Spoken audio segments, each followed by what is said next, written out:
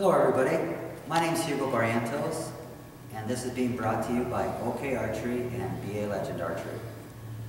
Seems it's that time of the year again where everybody's showcasing the new bows that are coming out for 2015. So I'd like to give you a brief description of what OK Archery is offering for the upcoming year. Last year we brought you the Absolute 38, and again this year we're staying with the 38. However, we've done a few additional improvements. What we've changed is we've actually given the riser some more space and rounded it in this section. And what that'll do for you is offer you the clearance needed for larger vanes or larger feathers.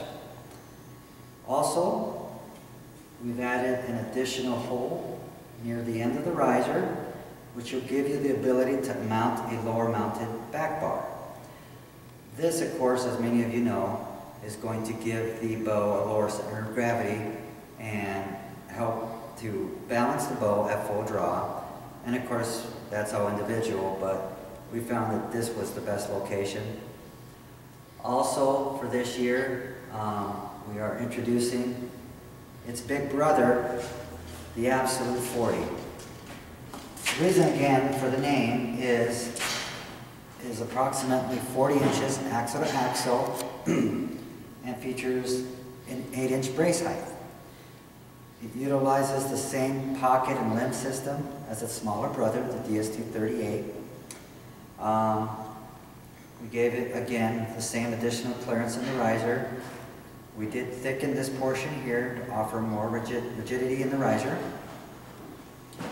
We also slightly changed up the string suppression system by using an aluminum rod that is available to be anodized in 13 different colors, as well as all the finishes on the bow are available in 13 colors. This one here happens to be a custom powder-coated bow that I had done by M&S Aqua Imaging, and I put some custom bow strings that I received from R Strings and Cables. These are the original bowstrings that will come with the bow. They are made of 452X. The reason I actually went with these strings is, well, I just always have replaced factory strings because I like the strings to match the bow. Nothing wrong with these strings and cables. They're a premium string and cable. However, I just thought they would look really nice on this color, which is actually a translucent copper, by the way, those of you that are curious. What I've done here is I've mounted a rest. I put a D-loop on it. I went ahead and timed the cams and made sure there was no cam link.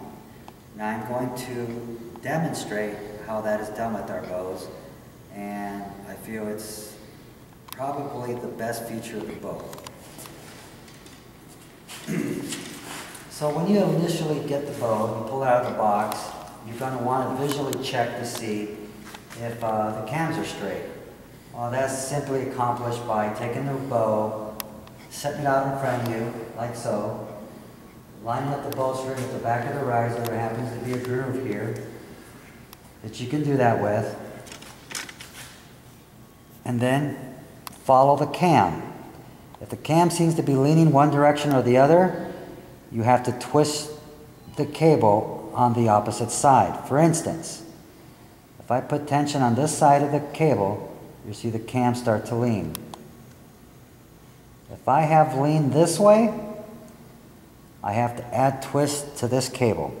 I'm going to do that here and show you how simple it is without the use of a press. Simply take my thumb, grab the riser, press forward, remove the cable, and give it the twist. Attach the cable again, and my cams are perfectly straight. This same process is used when timing the bow. However, keep in mind you have to do each cable top and bottom.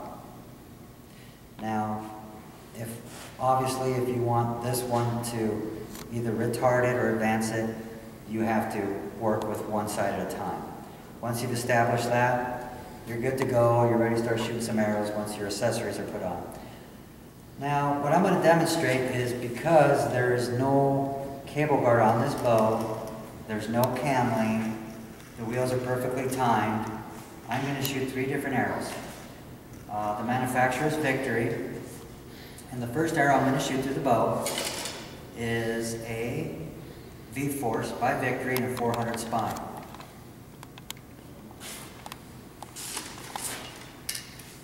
Keep in mind, folks, I have not done any prior tuning to this bow. I simply eyeballed everything. What you're seeing here is the bow right after I put the D-loop on it, timed it, and checked it for cam link.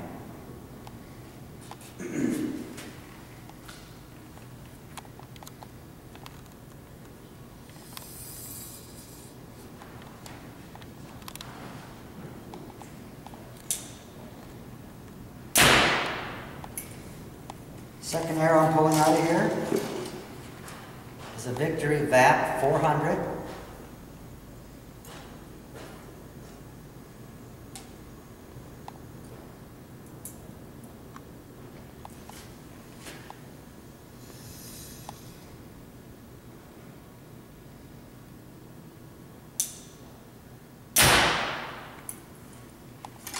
Third arrow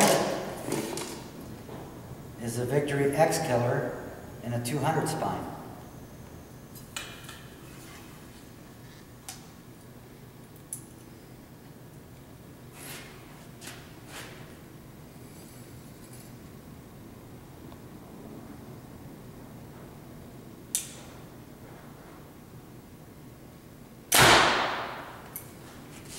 Now if you could zoom in a little bit for me here.